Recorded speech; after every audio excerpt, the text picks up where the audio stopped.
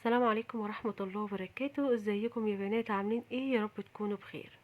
النهاردة ان شاء الله هنعمل مع بعض الرز بلبن. هنعمل النهاردة الرز بلبن بطريقة سهلة وبسيطة وبكام خطوة كده عشان يبقى زي بتاع بره بالظبط. تابع معايا الفيديو للآخر ونشوف هنعمل ايه.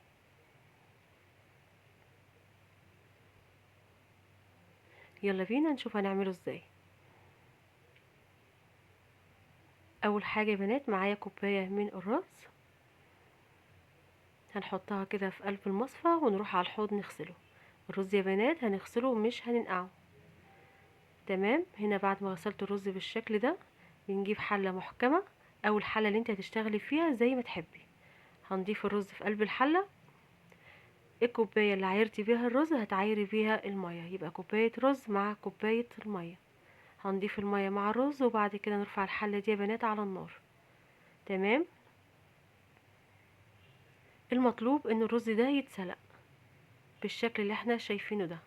طيب الرز بتاعنا لو ما اتسلقش واحتاج ميه بنحط له كوب يعني بق ميه بق ميه. تمام يا بنات، انا عايزاه مسلوق. خلاص. بعد كده بقى بجيب حله اللي انا هشتغل فيها بقيه المكونات. طيب انا ممكن اسلق الرز في الحله على طول اللي انا هشتغل فيها. تمام، لكن انا بحب اسلق الرز الاول في حله صغيره. تمام يا بنات، وبعد كده بنقله في حله كبيره زي ما احنا شايفين. بعد كده بقى يا بنات انا هنا هستخدم كيلو من اللبن.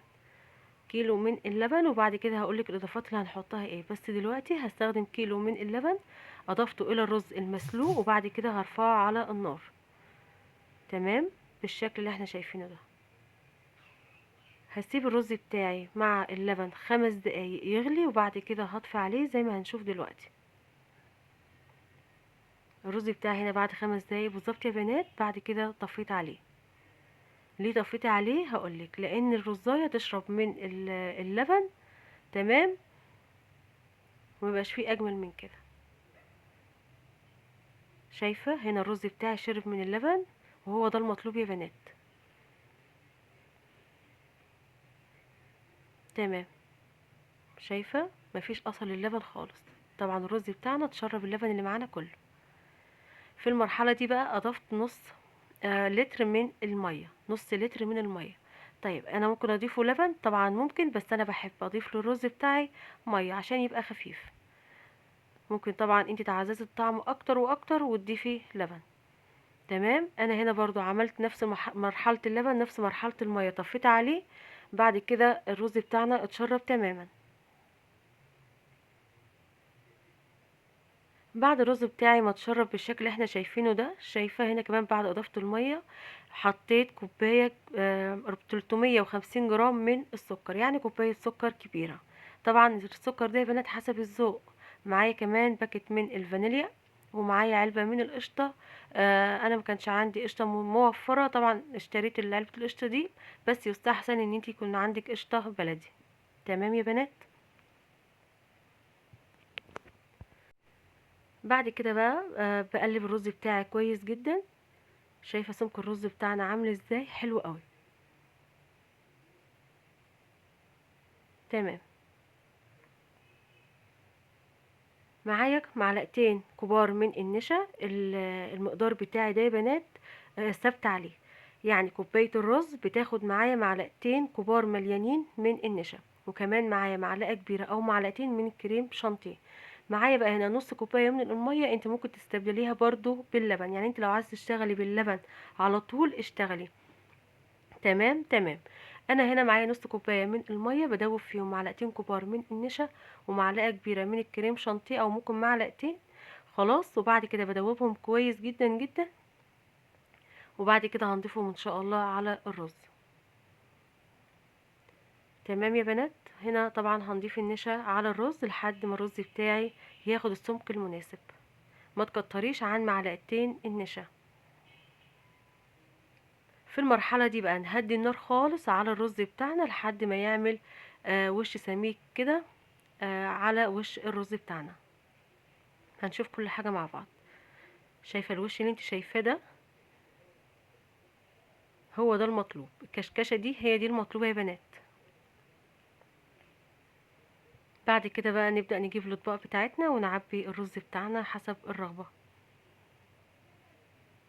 شايفه الرز عامل ازاي؟ تمام. نعبي بقى الرز بتاعنا. طيب احنا هنا ممكن في سؤال ممكن نقوله، ان ليه الرز بتاعنا لما بناكل منه ونسيب بقيته في قلب الطبق ونحطه في التلاجة بيزرد مية؟ هقولك ليه. لان انتي لما بتتعاملي مع الرز بتتعاملي معاه بسرعه، بتسلقي بسرعه وبتحطي الاضافات بسرعه. تمام. فالرزايه بتاعتنا ما شربتش من اللبن. الرزايه بتاعتنا ما شربتش من اللبن، وكمان الاضافات اللي هي زي الكريمه والقشطه بيدوا للرز بتاعنا تماسك يا بنات. تمام. تمام. يبقى نمشي على الخطوات دي وان شاء الله هنستفاد منها كلنا، وهتاخدي احلى طريقه واحلى رز بلبن ان شاء الله هتعتمديه. بدأت هنا بعد ما عبيت الرز بتاعي، كان في عندي طواجن كده ندخلها الفرن. تمام. هنحط طبعا في صينية ألمونيا أو أي صينية عندك، وبعد كده ندخل القوالب بتاعتنا دي في الفرن. وهي القوالب في الفرن بقى يا بنات، تعالي نحط المكسرات اللي انتي تفضليها على قلب على وش الرز. انا هنا فضلت الفول السوداني، ممكن نحط طبعا اي مكسرات انتي عايزاها. وده شكل الرز بتاعنا، حاجة كده ما شاء الله.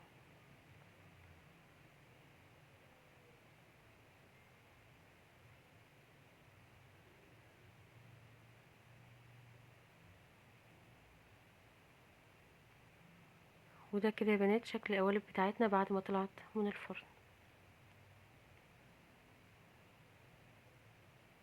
ما شاء الله. جرب الطريقة وان شاء الله هتعجبك.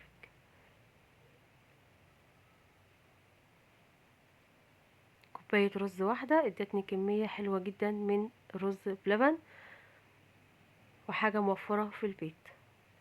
من كيلو لبن عملت الكمية اللي احنا شايفينها دي.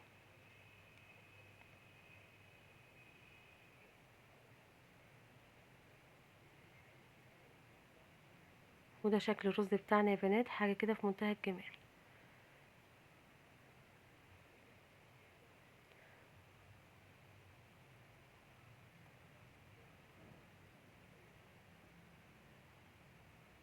ودي طريقة النهاردة، يا رب يكون عجبتك. اهم حاجة لو عجبتك طريقة النهاردة ما تنسينيش في اللايك واشتراك للقناة وتفعيل الجرس عشان يوصلك مني كل جديد. السلام عليكم ورحمة الله وبركاته.